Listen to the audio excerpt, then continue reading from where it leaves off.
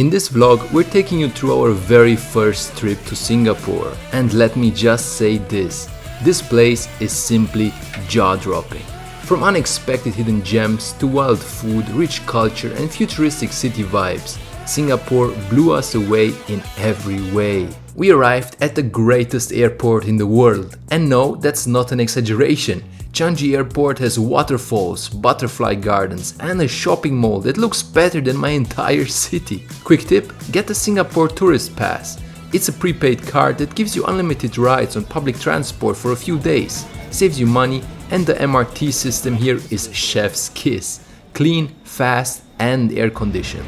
As soon as we stepped out of the MRT near the city center, boom, the heat punches you in the face. And the city, it's massive. Skyscrapers with trees growing on them, sky gardens and streets full of life and color. We couldn't help ourselves. Even though we arrived in the afternoon, we dropped our stuff and started exploring right away. Naturally, we headed toward the Merlion and Marina Bay, because how can you not? Fun fact, the Merlion is half lion, half fish.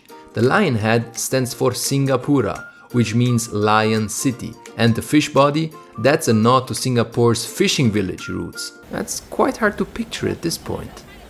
And yes, that insane boat-shaped building you see, that's Marina Bay Sands, home to the world's largest rooftop infinity pool.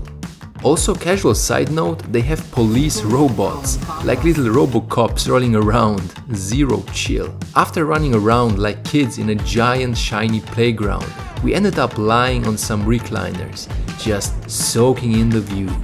Late evenings here are absolutely magical. The skyline, the lights, the calm after the buzz, it really made us stop and go, is this real life? We stayed in this cozy little spot, long hallway, soft lights, each bed behind its own curtain, super budget friendly, super peaceful. And in the mornings we kept it classy with some hard bread from home, you know, the kind that you could injure someone if thrown, paired with fruit.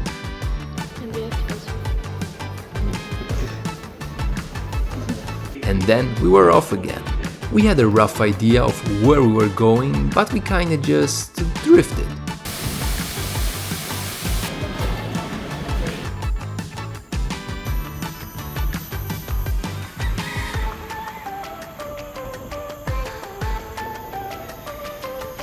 One place led to the next, and suddenly we found ourselves on Sentosa Island. If Singapore is like a giant, clean, organized resort city, then Sentosa is the chill zone of that resort. It's got Universal Studios, which look beautiful from behind the gate, beaches, luxury hotels, beach clubs, adventure parks, museums, and even a huge aquarium. Honestly, this place just doesn't feel real. Hey Nana, what's up? Where? Holy.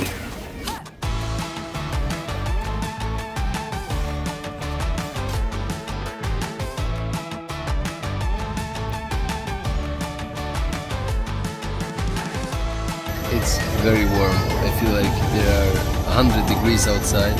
Okay, now I know this sounds silly, but one of the things that truly marked me for life in Singapore is Mr. Coconut. And yes, I became mildly obsessed. And we're number 50.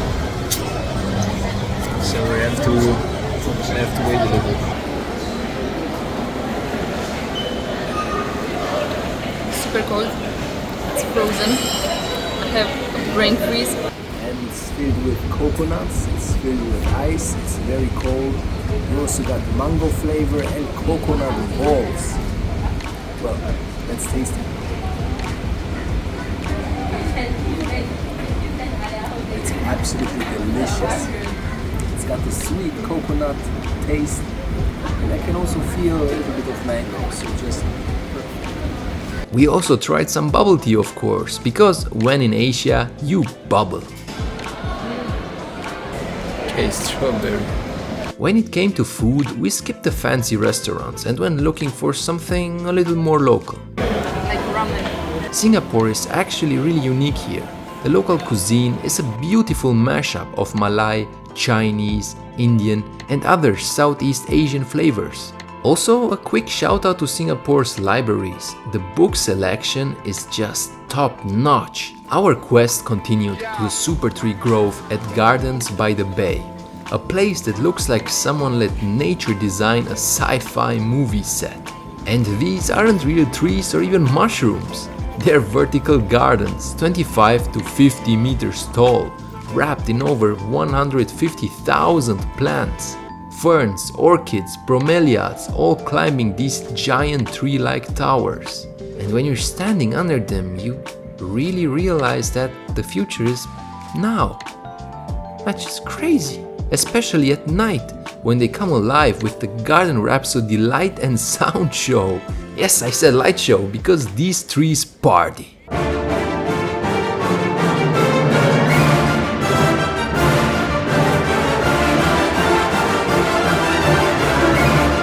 After all that magic, we initially wanted to wind down a little, but did something super exciting instead.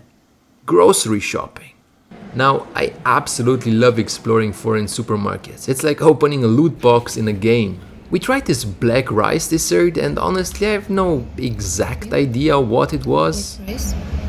No, I mixed them like here. But we ate it right next to a completely passed out guy. A super magical and grounding experience. The next day we went full jungle mode, but first we had to take a bus through the city and that ride was something else.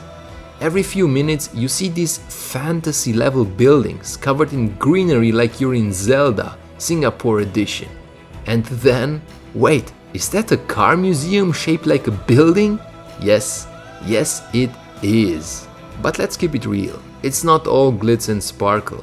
Building a place like this requires tons of labor. We passed a massive, never-ending construction site, and it hits you.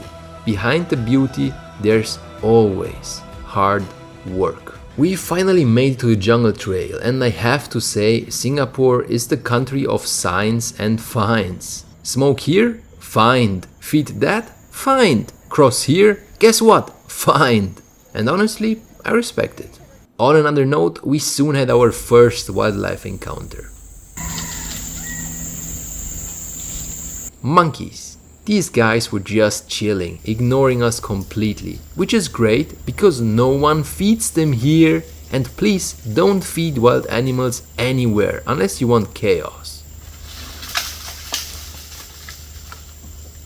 I got so much monkey footage, this might turn out as a monkey documentary. They're just hilarious. But something felt strange. We were in the middle of the jungle, mosquitoes, bugs, everything. Totally normal. But back in the city, nothing, like no insects at all. Not even in Gardens by the Bay, which blew my mind. It's like the bugs respect city limits or something. I don't know how they do it, but it low-key frightens me.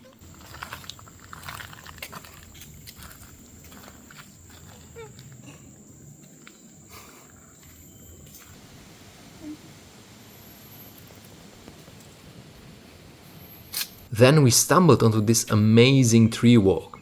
If we encounter snakes, please move away slowly. Let's go. A raised bridge path above the jungle canopy that makes you feel like Tarzan. 25 meters high. Just look at all the trees, and we're so far up. Totally. It was magical, until she decided to trap me on the bridge. Very funny, super romantic, totally not terrifying. Oh no. Closed off. I'll have to jump. I'll make it, don't worry. It's not that far. Also, I think this was a bat. Barely noticed it. It blended into the tree like it was trying to avoid taxes. But wow, that's a big flying creature. Like, if it barked, I wouldn't even question it. And look, whoever said nature is peaceful and quiet, they've never been in a jungle. This place was loud. We're talking tinnitus level chirps, screeches that sound like military alarms, and things I literally cannot describe. Nature is not peaceful, nature is a DJ, the no chill type. At some point, deep in the jungle, we found this giant metal tower, straight out of Far Cry. I always thought stuff like this was game developer fantasy, but no, someone really built a climbable outpost in the middle of nowhere. Okay. So we just rested a little, ate something, with some cashews and some pretzel and some water and some mandarins and just enjoying the beautiful view.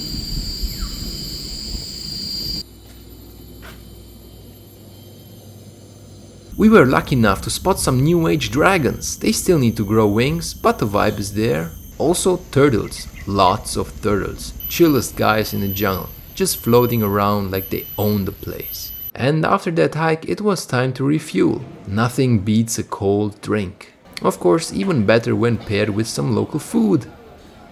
I really can't let this piece wait for too long. If you don't start, I don't know, like mixing the rice with the sauce, then the whole rice will burn to the pot. Because this is a clay pot and it's very hot. He's You can see cooking. already there. I get most of it off the walls, but down there it's very, very burnt. And I can't get it off anymore. So crunchy. Good stuff. As you can see, we cleared them out pretty well. Very nice. And again, of course, because this is Singapore, we're surrounded by malls on malls on malls. We are currently atop of a shopping mall and there's just an artificial lake here. That's just, it's just incredible. We have an entire food court, like multiple level food court here. There you can see the little train that goes to the Fun Island. That's the Fun Island. Do you want to put in water? Sweet fragrance. So sweet, like vanilla. Love it.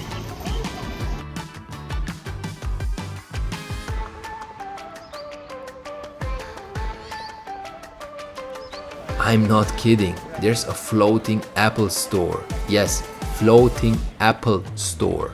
Oh, and right next to it, a free giant water show that happens every night. Yes, nightly laser water spectacle, and it costs $0. What? Also, I've probably never seen so many beautiful people in one place. And not just good looking, polite too. They actually sat down so everyone could see the show. And yes, they will video bomb you, but with style. Next day, we explored some of the many temples around the city, and when I say many, I mean a lot.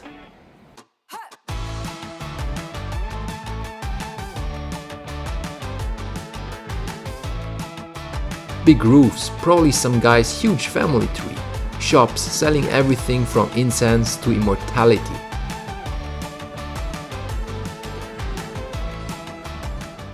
One temple even claims to have Buddha's tooth, surrounded by what felt like 1,000 Buddha statues. It was stunning.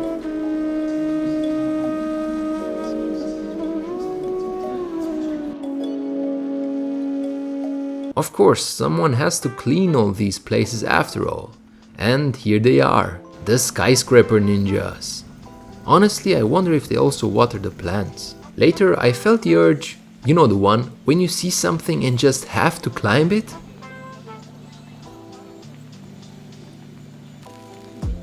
So we went back to the Supertrees, this time during the day. And wow, they're even more breathtaking in sunlight. And what about this side?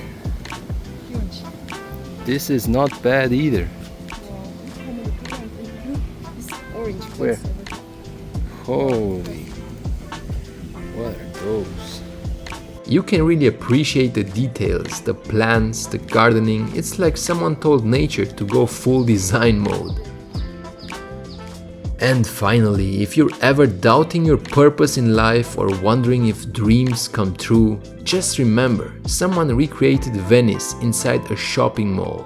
Gondolas, water canals. If that's possible, what's stopping you?